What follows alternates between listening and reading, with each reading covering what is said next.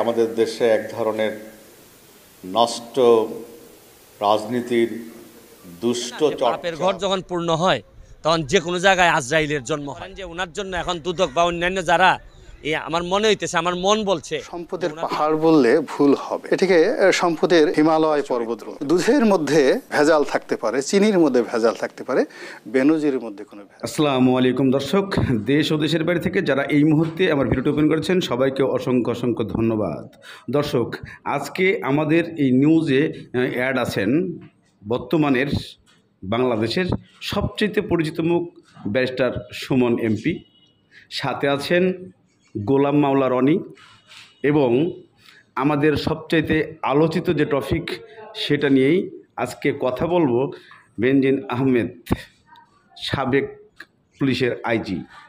দর্শক বন্ধুরা, প্রথমেও আপনাদেরকে আমি বোঝাতে চাই যে আজকের এই যে আলোচনা এবং আজকের যে এই নিউজ আপনারা জানতে চাইছেন, বুঝতে চাইছেন যে বেনজির আহমেদ বোঝাতে চেয়েছেন যে তার নামে যেগুলো অপবাদ দেওয়া হয়েছে এটা একটা রাজনীতিকভাবে তাকে হেয় প্রতিপন্ন করার জন্য এটা করেছে, যা ব্যারিস্টার সুমনের দিকে তাক করে বলতেছেন।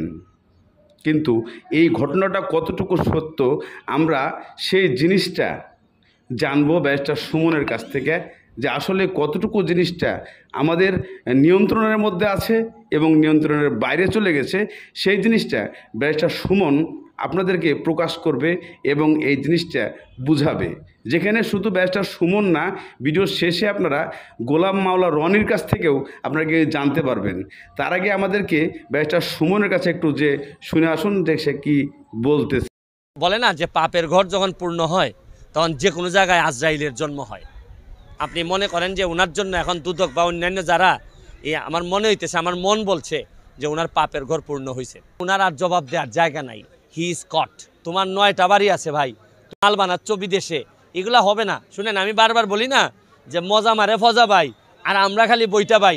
হাজার দর্শক, ইতিমধ্যেই আপনারা ব্যারিস্টার সুমনের কথাগুলো শুনেছেন। সে সুমনের কথাগুলো আসলে যুক্তিসঙ্গত কিনা আপনারা জানাবেন।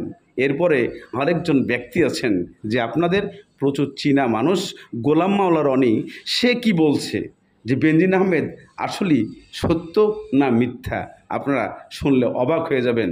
তাই আপনাদেরকে শুনতে বর্তমানে গোলাম মাওলা রনির কিছু কথা শুনতে হবে, তাহলে আপনারা বুঝতে পারবেন। আমাদের কোনো ওলি আল্লাহ গাউস কুতুবকে মানার দরকার নাই। আমরা সারাক্ষণ শুধু ডক্টর বেনজিরের পূজা করব। সম্পদের পাহাড় বললে ভুল হবে, এটিকে সম্পদের হিমালয় পর্বত বলতে পারে। এই পৃথিবীতে যদি দেবতার আশীর্বাদ পুষ্ট দেবদূত জিউস বলতে কেউ থাকে, সেটা ডক্টর বেনজির। কর্মজীবনে তিনি ছিলেন পরশ পাথর। তিনি কখনো কোনো অন্যায় করেননি, মানে ধর্মপুত্র যুধিষ্ঠিরের মতো তার চরিত্র। দুধের মধ্যে ভেজাল থাকতে পারে, চিনির মধ্যে ভেজাল থাকতে পারে, বেনজির মধ্যে কোনো ভেজাল। দর্শকবৃন্দ, আপনারা ইতিমধ্যে গোলাম মাওলার কথাগুলো শুনেছেন। হয়তো কারো কারো কাছে গোলাম মাওলার কথাগুলো ভালো লেগেছে, তবে এখন আপনাদেরকে মূল আকর্ষণে চলে যেতে হবে। সেই আকর্ষণ হচ্ছে যে বেনজির আহমেদের কাছে আমাদের সেই তথ্যগুলো জানতে হবে, উনি কি বোঝাতে চেয়েছেন, উনি কি বলতে চাইছেন। চলুন আমরা সেই বেনজির আহমেদের কাছ থেকে কিছু কথা শুনে আসি, তাহলেই বুঝতে পারবো মূল।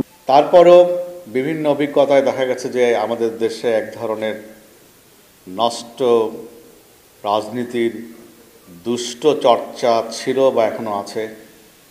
সেই এক শ্রেণীর মানুষের নষ্ট রাজনীতির দুষ্ট চর্চায় যারা আমাকে অন্যায়ভাবে এবং অযৌক্তিকভাবে তাদের বিপক্ষে আবিষ্কার।